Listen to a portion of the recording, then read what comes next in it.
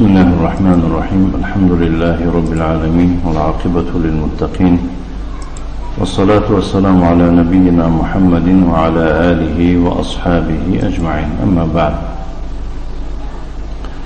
إنك بعون الله تعالى درس خضرة دوام دهم از رسالة 70 مسألة مهمة في الصيام، يعني 70 مسألة يوكي 70 مسألة مهم آيدي روزة للشيخ عبد الله بن محمد بن حسين بن محمد علي الصغير النجمي حفظه الله تعالى. أزون الشيخ عبد الله بن محمد بن حسين بن محمد علي الصغير النجمي، الله سبحانه وتعالى عمره محافظات كنا، مع تقديم وتعليق الشيخ أحمد بن يحيى النجمي رحمه الله تعالى، يعني بتقديم وتعليقات الشيخ أحمد بن يحيى النجمي، الله سبحانه وتعالى عمره رحمت کند. درس امروزی ما آغاز می‌یابد از مسئله دهم. ما در درس گذشته مسئله 1 تا 9 را گذاشتیم. بعداً صاحب رساله حفظه الله تعالى می‌فرماید که المسألة العاشرة، مسئله دهم، إن المبالغة في المضمضة والاستنشاق سنة، یعنی در گرداندن آب در دهان و تازه کردن بینه، یا که بیم آب گردانیدن بینه مبالغه کردن سنت است. یعنی هرچی سخت دهان را تازه کردن با آب و هرچی سخت بینه را افشانیدن تازه کردن با آب سنت است.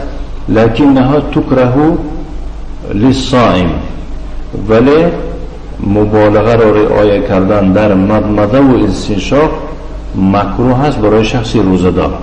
معلوم میشه است که این سنت، یعنی رعایت کردن مبالغه سنت است فقط برای غیر روزه‌دار. برای روزه‌دار چی بوده است؟ مکروه بوده است.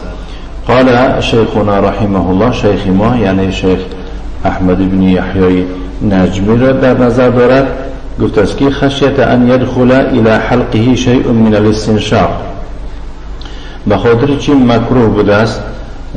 به خاطر خوف آن که مبادا یگان چیزی از همون آبی که بینیش را می افشانه یا که تازه می کند بیم به حلقش مبادا یگان چیز ندارد، گفته خوفی همین با. لحدیث لقیط بن صبره قال رسول الله صلی الله علیه و آله و سلم، این حدیث است، می فرماید حدیث لقیط بن صبره گفته است که رسول الله صلی الله علیه و آله و سلم چنین فرمود: و بعد فالاستنشاق الا ان تكون صائما، یعنی در استنشاق مبالغه کن. و بالغ فی الاستنشاق، یعنی در استنشاق در بینی تازه کردن چی مبالغه کن. الا ان تكون صائما، مگر اینکه تو روزه‌دار باشی، مگر اینکه تو چی باشی؟ روزه‌دار باشی. رواه الاربعه و احمد، حدیث را یعنی 4 نفر از محدث ها، یعنی که ابو داود و ترمذی، نسائی و ابن ماجه را در نظر دارد و احمد نیز چی روایت کرده است. و صححه العلامة الالبانی فی صحیح الجامع، حدیث مذکور را شیخ البانی در صحیح الجامع چیکار کرده است؟ صحیح دانسته است. نعم. ولهذا قال الاصوليون، برای خاطر همین است که علمای اصول چی گفتن که درء المفاسد مقدم على جلب المصالح، یعنی قاعده است این اساسا، یعنی برطرف کردن ضرر مقدم می باشد از چی؟ از جلبی یگون مصلحت و یگون فایده. یعنی که مثال مبالغه را در استنشاق در بینی تازه کردن چی مبالغه را رعایت کردن این فایده است، زیرا انسان سنت را به دست می آورد، ولی در برابر این چی احتمال فرو رفتن آب در حلق می باشد، ایننده مفاسد می شود. در این حالت به خاطر روزه در روبروی انسان دو چیز ملاقم می شود، مفاسد و مصالح. برای خاطر یک تش اختیار کردن در کاره. وقتی که یک تش اختیار کنید باید که دفع ضرر مقدم باشد. فهمید؟ دفع ضرر باید که مقدم باشد. اینه میگو که در المفاسد مقدم علی جلب المصالح. این قاعده اصول می باشد. نه. المسألة 11 مسألة 11 التلفظ بالنية للصائم أمر محدث مبتدع.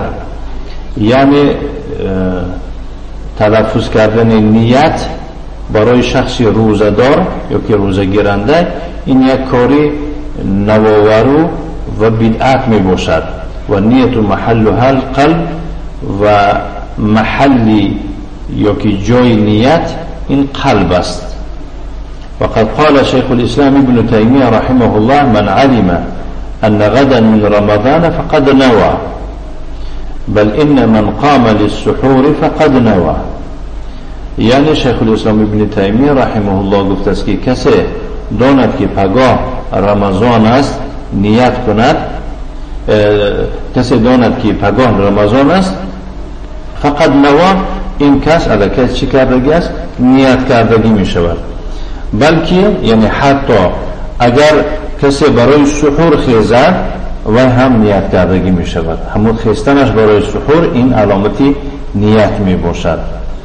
خب بعد قال شیخنا رحمه الله النیت لابد ان یعقدها، نیت رو باید که چکار کند؟ بندد. یعنی که نیت حتمیش گفته ایستاد است، نیت رو باید که با قلب چکار کند؟ عقد کند.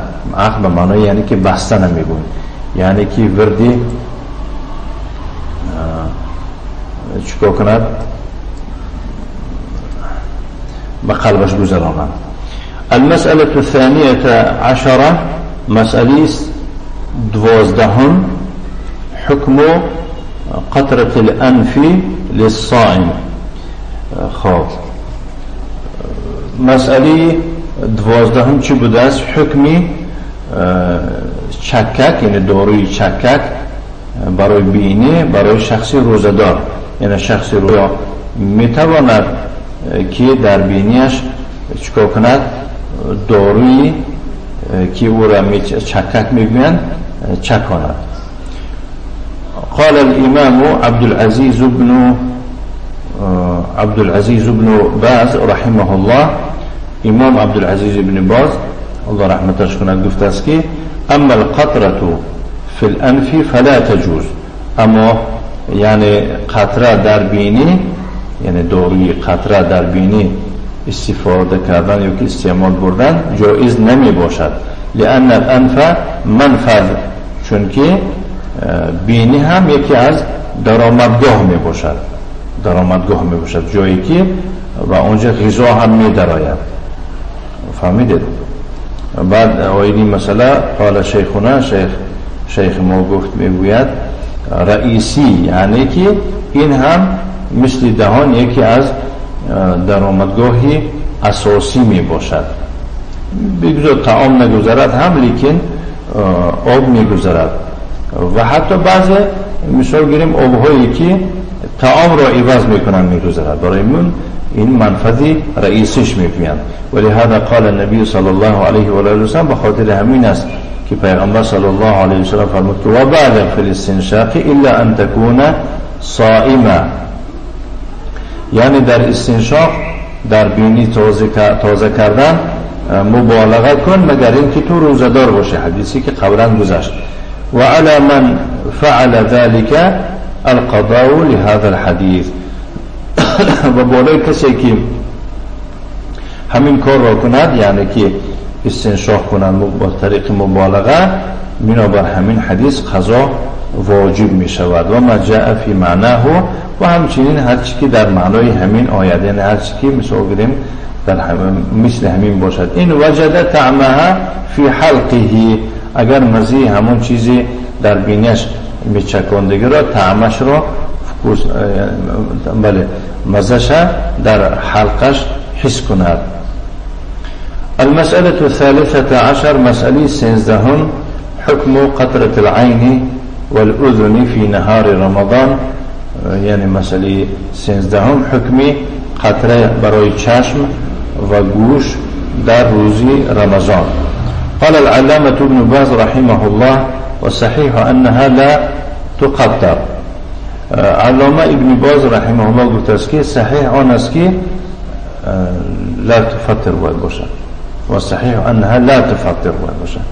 صحیح آن است که یعنی در چشم و در گوش ها چکاندن دارو چی روزه رو نمیشکند لأن العين لیست منفذه چون که چشم در آمدگاه نمی باشد لكن لو قضى احتیاطا و خروجا من الخلاف فلا باس ولی یعنی که در ضرورت اگر استفاده برده باشد استعمال کرده باشد در چشمش بس برای احتیاط برای خاطر از خلاف برآمدن قضاگی همون روزه دارد فلا باس باقی ندارد و الا فصحیح انها لا تفطر سواء كانت في العين او في الاذن وقالنا الصحيح صحيح يعني كي مثل روایت صحیح یا که بگیم قول صحیح آن است که روزه را نمیشکند خواه مثل گریم همون قطره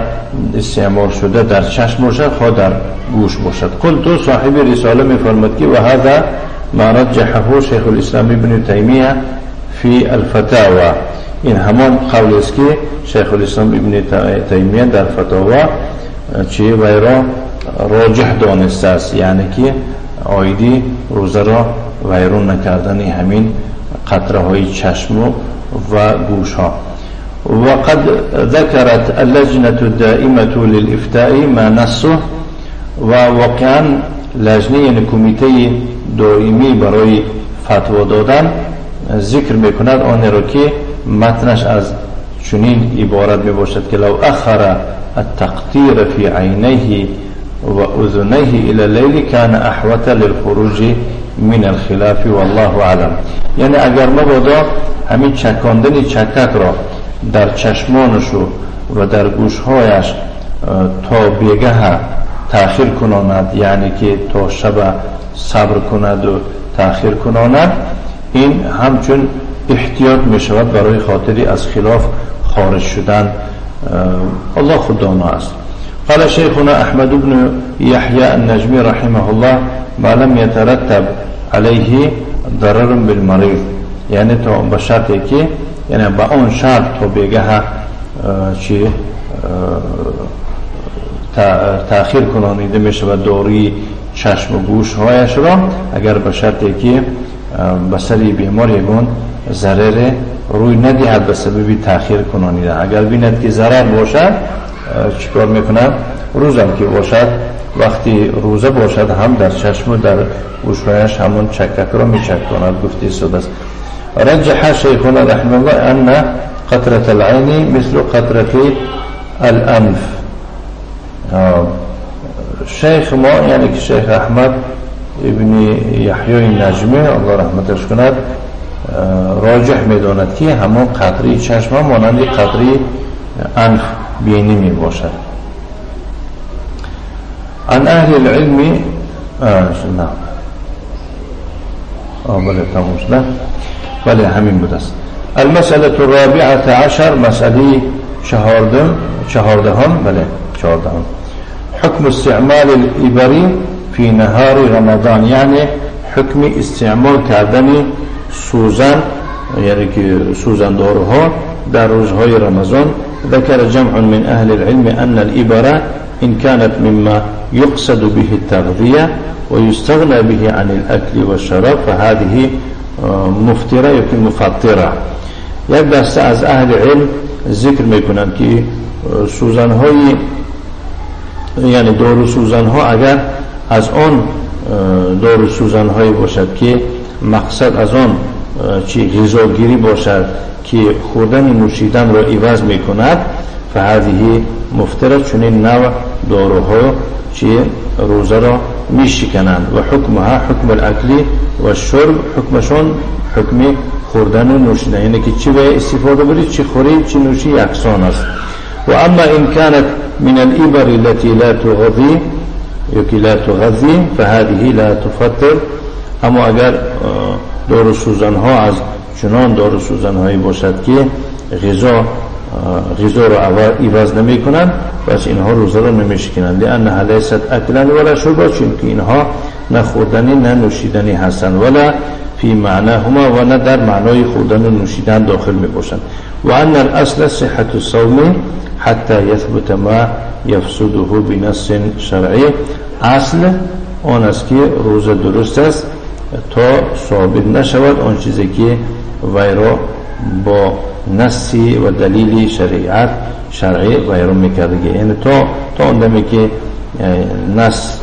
نصی شرعی نآمده است آیدی وی را کردن روزه را، روزش درست می باشد. نعم. قال شيخنا أحمد بن يحيى النجمي رحمه الله، شيخ ما أحمد بن يحيى النجمي چنین فرمود الله رحمتش کند: مما حفظته عن أهل العلم سابقا من مشايخنا وكبار زملائي أنهم يفرقون بين ما يكون منها في العضل وبين ما يكون في الوريد. يعني شيخ أحمد ابن يحيى النجمي الله رحمتش کند فرمود است که از جمله چیزهایی که من در یاد دارم از اهل علم، شنیدگی دارم از اهل علم گذشته، از مشایخ بزرگ خودم، ایشان فرق انداخت، یعنی که گفتند که فرق است و که فرق می اندازن میانی آن سوزنداروهایی را که ویها را در موشک ها استعمال کرده می شود و میانی آن سوزنداروهایی که در رگ ها ویها را چی استفاده می برند. شیخ می فرماید که تکونو، یعنی که همون هایی که در موشک گفته است، در فیلواری که در یعنی که چی در ران می باشد و در کتف می باشد، یعنی که در کتف و در ران، یا که بیم در سورین نه. فیجعلون ما فی العضلی غیر مفطر، همون رکی یا که همون سوزنداری که وی را در موشک ها استفاده میبرند وی را چی میدانند؟ شکننده روزه نمیدانند مفطره، و آن را که در در رگ استعمال و استفادهش میبرند وی روزه را میشکنند. گفتند سواء قصد به التغذیه ام لا، فرق نداره خواه به مقصدی غذاگیری آن را کرده باشد یا که به مقصدی غذاگیری نباشد. نعم. المسألة الخامسة عشر، مسألة پانزدهم، حكم استخدام الكحل في نهار رمضان، حكم استعمال کردن کحل یعنی سرمه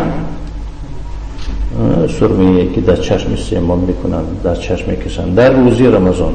رجح شيخ الإسلام ابن تيمية وابن القيم القول بجوازه حتى لو وجد طعمه في حلقه، يكي وجد طعمه في حلقه.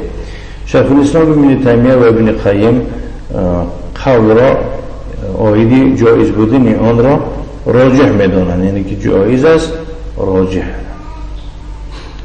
اگرچه آن را مزهش را در حلق خود حس کند. و ذلك لضعف الاحاديث الوارده في النهي عنه في وقت الصيام. این به خاطر چی؟ به خاطر ضعیف بودن هر حدیثی که وارد شده است آیدی منع بودن از این، یعنی که از این کار منع میکنند در روزهای رمضان. این حدیث ها برای خاطر ضعیف بودنشون باقی ندارد. و قال البخاری فی صحیحه، امام بخاری در صحیحش گفته است که لم ير انس والحسن و ابراهیم بالكحل للصائم باسا، یعنی انس ابن مالک ابن ناظر الانصاری و حسن بصری و ابراهیم ابن خیم، یعنی لم یره، اینها باکی نمیدانند سرمه کشیدن را در چشمها برای شخصی روزدار. قال شيخنا أحمد بن يحيى النجمي رحمه الله، شيخ ما أحمد بن يحيى النجمي الله رحمته شنیدش که الاولى ترکو، یعنی بهتر آن است که این کار را ترک کند، یعنی نکند، در چشمش سرمه نکشد، الا لضروره، مگر برای ضرورت. یعنی ضرورت که مثلا بعضی سرمه ها میگن که برای شفای چشم باشد، این مستثنا است. این است. بارک الله فیکم. درسی امروزی ما از رساله 70 مسألة مهمة في الصيام نكتفي، وصلى الله وسلم على نبينا محمد وعلى آله وأصحابه وسلم تسليما مزيدا، والحمد لله رب العالمين.